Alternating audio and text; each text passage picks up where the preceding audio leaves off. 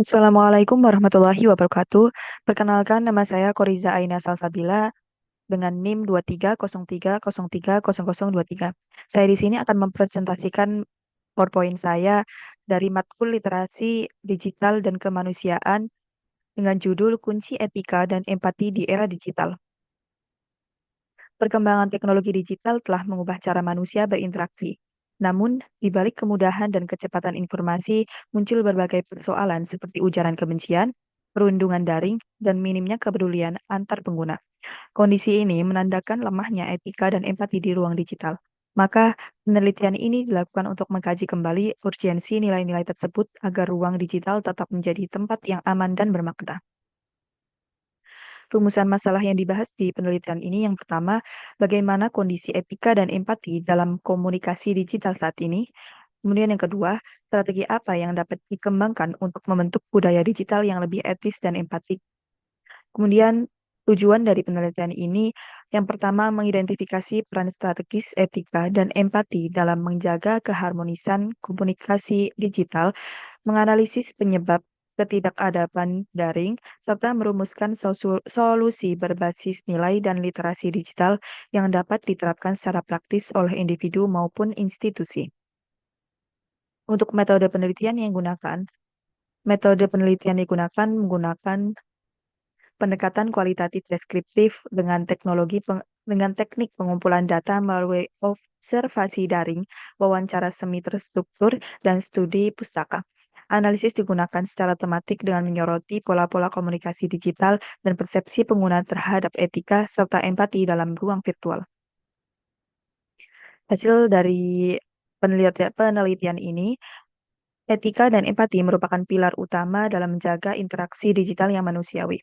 Etika berfungsi sebagai pedoman untuk berperilaku secara bertanggung jawab, sementara empati menjadi jembatan emosional agar komunikasi tidak kehilangan sisi kemanusiaannya. Ketika keduanya dijalankan, ruang digital menjadi tempat yang aman, saling mendukung, dan tidak merugikan pihak manapun.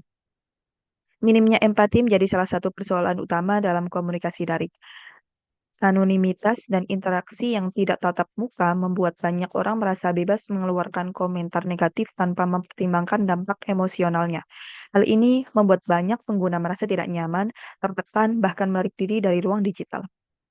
Ketidakadaban digital seperti ujaran kebencian, body shaming, dan penyebaran informasi bohong telah menjadi fenomena umum yang mengganggu kenyamanan interaksi daring. Dampak dari tindakan ini bukan hanya merugikan secara psikologis individu, tetapi juga berkontribusi terhadap munculnya konflik sosial dan polarisasi di masyarakat. Literasi digital yang selama ini fokus pada aspek teknis perlu diperluas ke ranah nilai. Pengguna internet perlu memahami bahwa apa yang mereka bagikan meninggalkan jejak digital yang tidak bisa dihapus begitu saja. Oleh karena itu, penanaman nilai-nilai seperti empati, kesopanan, dan tanggung jawab harus menjadi bagian penting dalam pendidikan digital sejak usia dini. Strategi peningkatan etika dan empati dapat dilakukan melalui edukasi berbasis nilai, peran komunitas daring, fitur platform yang ramah etika, serta dukungan regulasi dari pemerintah. Tokoh publik dan kreator konten juga dihadapkan menjadi teladan dalam membentuk budaya digital yang positif dan empatik. Selain itu, masyarakat harus dibiasakan untuk berpikir sebelum berbagi dan memahami dampak dari setiap kata yang diucapkan secara daring. Kesimpulan dari penelitian ini menegaskan bahwa etika dan empati sangat penting untuk menciptakan ruang digital yang sehat. Ketika keduanya diabaikan, komunikasi digital rentan menjadi sarang konflik, kebencian, dan penyalahgunaan informasi. Oleh karena itu, membangun budaya digital yang etis dan empatik merupakan tugas bersama yang harus terus diupayakan. Masyarakat diharapkan lebih reflektif dalam berkomunikasi digital, lembaga pendidikan mengintegrasikan nilai etika dalam pembelajaran teknologi, pemerintah membuat regulasi pendukung, dan platform digital menyediakan fitur yang mendukung interaksi positif.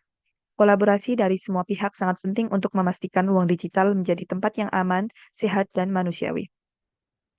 Berikut sumber yang saya gunakan untuk membuat penelitian ini. Terima kasih yang dapat saya sampaikan. Apabila ada salah kata, mohon dimaafkan. Wassalamualaikum warahmatullahi wabarakatuh.